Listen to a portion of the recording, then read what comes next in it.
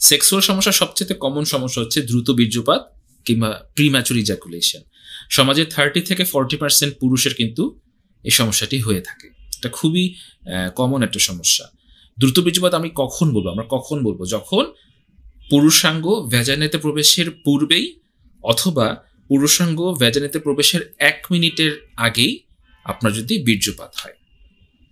So এটা খুবই common একটা সমস্যা এবং এটাকে মৃদু, মাঝারি, তীব্র এভাবেও আমরা ভাগ করতে পারি, যেটা 30 সেকেন্ড থেকে 1 মিনিট হচ্ছে মৃদু, 30 সেকেন্ড থেকে 15 সেকেন্ডের মধ্যে হচ্ছে মাঝারি, এবং 15 সেকেন্ডের আগে অথবা যদি ভ্যাজাইনাতে প্রবেশের আগেই বীর্যপাতটি হয়ে যায় তখন সেটাকে আমরা খুব তীব্র সমস্যা বলি। এবং এই সমস্যাটা যদি 6 মাস পারসিস্ট করে এবং 75%-এর বেশি যদি আপনার যৌন মিলনে এই জিনিসটা প্রেজেন্ট থাকে তখন এটাকে আমরা আসলে দ্রুত বীর্যপাত এই সমস্যাটা বলতে পারি। তার মানে কি? তার মানে হচ্ছে প্রতি 4টা যৌন মিলনের 1টা যৌন মিলনে কিন্তু আপনার প্রিম্যাচুর ইজাকুলেশন হতে পারে। এটা নর্মাল। সো অনেক সময় হয় কি, অনেকেই কিন্তু আপনার সেক্সুয়াল অ্যাক্টিভিটি করতে গেলে হয়তো প্রথমবার বা দ্বিতীয়বার যদি একটু প্রিম্যাচুর ইজাকুলেশন হয় তখন তারা খুব ঘাবড়ে যায়। বাট প্রত্যেকেরই কিন্তু আপনার 25% ক্ষেত্রে দ্রুত বীর্যপাত হতে পারে, এটা কোনো রোগ নয়। সো আমার অ্যাটলিস্ট 75% ক্ষেত্রে এই জিনিসটা থাকতে হবে, 6 মাসের বেশি থাকতে হবে। এখন দ্রুত বীর্যপাত হলে সমস্যাটা আসলে কি হয়?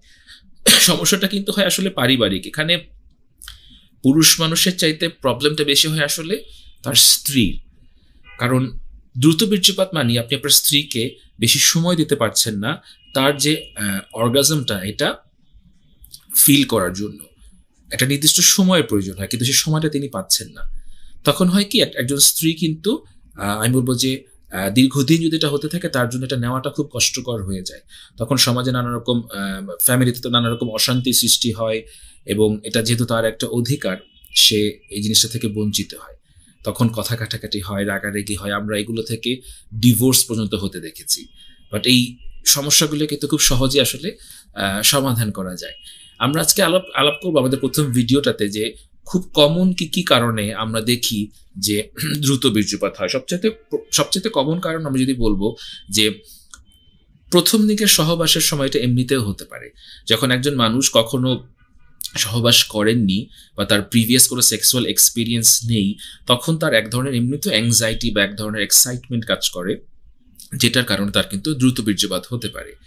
এবং আমরা বলি যে প্রথম 2-3 মাসেই কিন্তু খুব অহরহ এই জিনিসটা হতে পারে।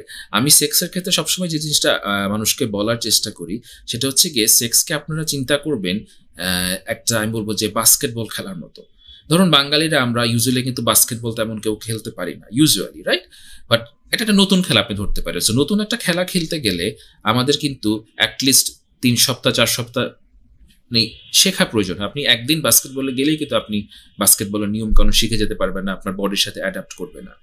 বাট আপনি যদি 1 মাস খেলেন, 2 মাস খেলেন, দেখবেন যে আপনি খেলাটা শিখে গিয়েছেন। সেক্সও এমন একটা জিনিস যেটা আপনি ধীরে ধীরে শিখে যাবেন।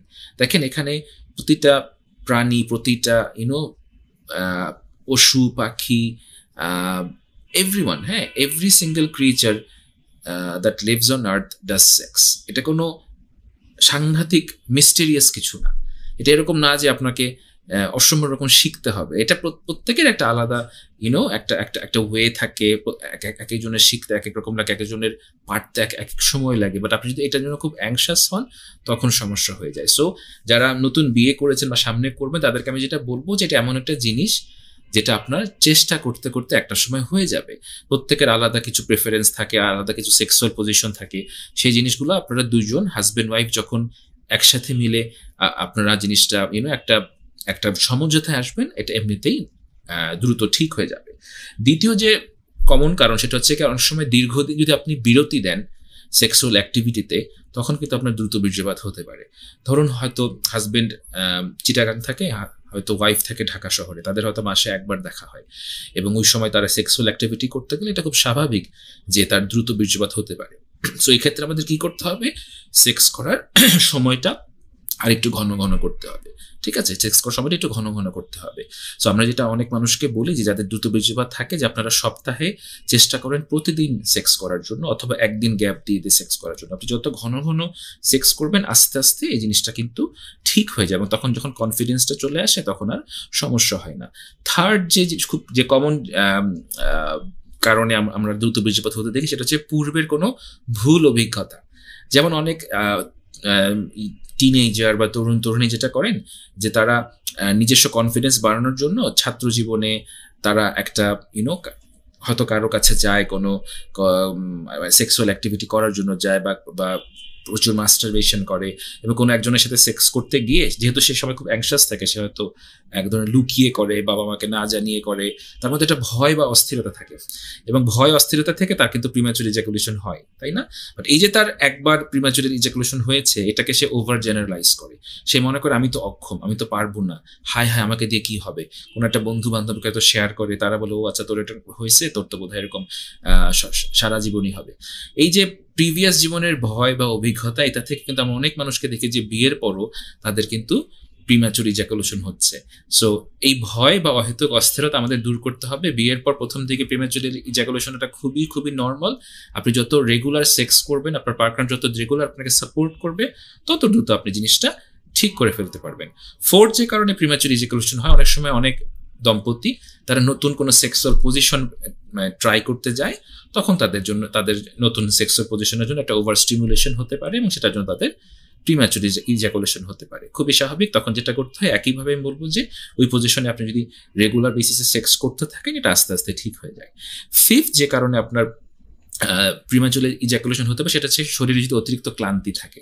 আপনি যদি খুব দুর্বল থাকেন, সারাদিন কাজ করে এসে যদি আপনি সেক্সুয়াল অ্যাক্টিভিটি করেন, তখন অনেক সময় কিন্তু প্রিম্যাচুর ইজাকুলেশন হয়ে যেতে পারে। সেক্ষেত্রে আমরা কি বলবো, আমরা বলবো যে একটু রিল্যাক্সেশন করে, একটু নিজের মতো কমফোর্টেবল একটা স্থান, কমফোর্টেবল একটা সময়, একটু ব্রিদিং এক্সারসাইজ করে তখন হচ্ছে আপনি জিনিসটা করতে পারেন। খুবই ক্লান্ত অবস্থায় আপনার সেক্সুয়াল অ্যাক্টিভিটি করবেন না, সেক্ষেত্রে কিন্তু প্রিম্যাচুর ইজাকুলেশন হতে পারে, যেটা স্বাভাবিক। যদি কখনো করে ফেলেন জিনিসটাকে, আপনি জাস্ট ওভার জেনারেলাইজ করবেন, এটা খুবই স্বাভাবিক একটা জিনিস, ঠিক আছে?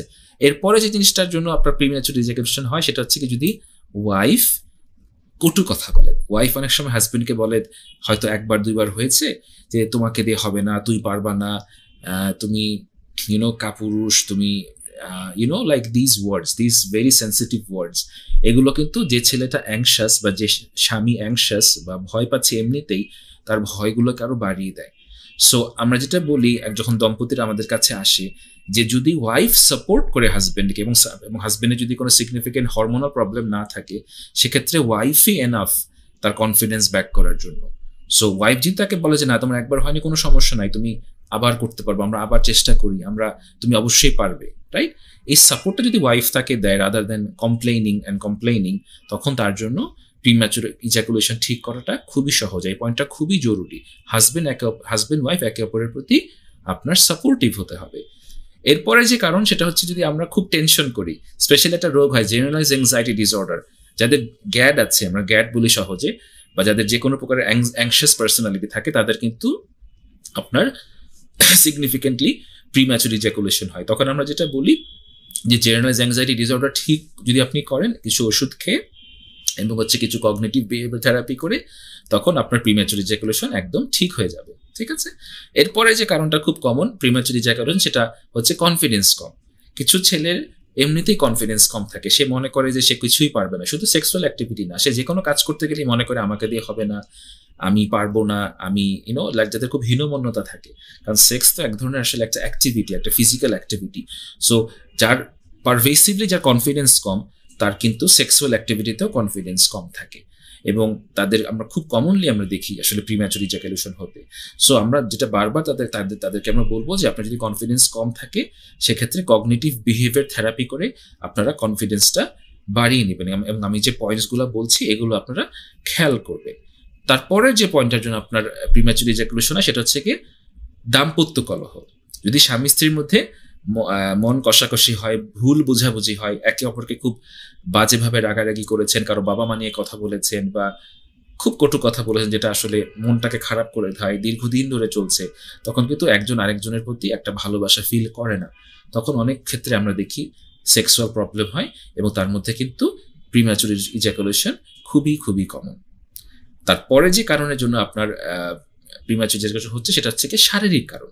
অনেকগুলো রোগ যেমন ডায়াবেটিসে কিন্তু খুব commonly premature ejaculation, so diabetes কন্ট্রোলে রাখতে হবে। অনেকের থাইরয়েড হরমোন যদি বেড়ে যায়, হাইপারথাইরয়েডিজম হয়, সেক্ষেত্রে প্রিম্যাচুর ইজাকুলেশন হয়। এছাড়া লিভারে কোনো সমস্যা, কিডনিতে কোনো সমস্যা, হার্টে কোনো সমস্যা, এগুলো থাকলে কিন্তু আমরা কমনলি দেখি যে আসলে আমাদের প্রিম্যাচুর ইজাকুলেশন হচ্ছে। সো এই 10টা কারণে মূলত আমরা খুব কমনলি দেখছি যে আমাদের পেশেন্টরা বা আমাদের ক্লায়েন্টরা কিন্তু প্রিম্যাচুর ইজাকুলেশনে ভুগছে। আজকের এই ভিডিও থেকে আমরা যদি খুব অল্প কিছু কথা আমরা আনতে চাই, সেটা হলো যে 30 to 40% পুরুষের এই সমস্যাটি হয়ে থাকে সমাজে, কিন্তু এটা অ্যাবসলিউটলি সমাধানযোগ্য একটা সমস্যা। এবং বিয়ের প্রথম এই জিনিসটা হতেই পারে, যে কোনো সেক্সুয়াল অ্যাক্টিভিটি শুরুতে এটা হতেই পারে। অনেকে যারা আপনারা আছেন যারা হয়তো টিনেজ ইয়ার্সে বা ছাত্র জীবনে আপনারা হয়তো একটা সম্পর্ক আছেন এবং আপনারা হয়তো সেক্স করছেন, বাট এই সেক্স করার ফলে হয়তো আপনারা হয়তো খুব কমফোর্টেবল না, আপনারা হয়তো একটু ধার্মিক মনা, আবার আপনি সেক্স করছেন, এটার জন্য আপনার একটা গিল্ট হয়, অনুশোচনা হয়, অ্যাংজাইটি হয়, ভয় হয়। এগুলো থেকে আসলে আপনাদের প্রিম্যাচুর ইজাকুলেশন হচ্ছে। যখন আপনারা সমাজবদ্ধ হয়ে সবাইকে জানিয়ে বিয়ে করবেন, একসাথে থাকবেন, তখন দেখবেন যে এই সমস্যাগুলো তেমন আর হচ্ছে না। অ্যাংজাইটি হচ্ছে সবচেয়ে বড় কারণ আপনার প্রিম্যাচুর ইজাকুলেশন হওয়ার। আমরা আরো অনেকগুলো কথা বলেছি, তার মধ্যে আরো একটা গুরুত্বপূর্ণ কথা হচ্ছে পার্টনারের সাপোর্ট খুব ইম্পর্টেন্ট, কনফিডেন্স খুব ইম্পর্টেন্ট। সেক্সকে আমরা বলেছি একটা বাস্কেটবল খেলার মতো চিন্তা করতে বা একটা টেনিস খেলার মতো চিন্তা করতে পারেন। সেক্স সমস্ত পশু প্রাণী করে, হ্যাঁ আপনিও পারবেন, আপনি কোনো অক্ষম মানুষ না। আপনি জাস্ট করতে করতে এটা একটা সময় আপনাদের দুজন পার্টনারের মধ্যে যদি সমঝোতা থাকে, এটা আপনি ঠিক করে ফেলতে পারবেন। এবং পার্টনার যেন কটু কথা না বলে, কোনো রকম দাম্পত্য কলহ যেন না থেকে, থাকলে যেন আমরা সলভ করে ফেলি।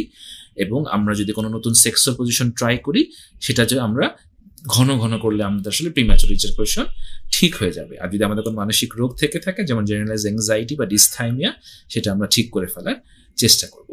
আমরা এই সেক্সুয়াল হেলথের কন্টেন্টের ভিডিওটি যদি আপনাদের ভালো লেগে থাকে, তাহলে আপনি এই ভিডিওটা আপনি আপনার বন্ধু বান্ধবদের সাথে শেয়ার করবেন, সবাইকে জানাবেন। কারণ আমাদের সমাজে আসলে অনেকেই এরকম সেক্সুয়াল হেলথ মিসকনসেপশনে ভুগছে, তাদের এই জিনিসটা জানা দরকার। এবং আপনি যদি মনে করেন যে আমার এই ভিডিওগুলো আপনাদেরকে হেল্প করছে, তাহলে আমার ইউটিউব চ্যানেলটাতে আপনি একটু সাবস্ক্রাইব করুন।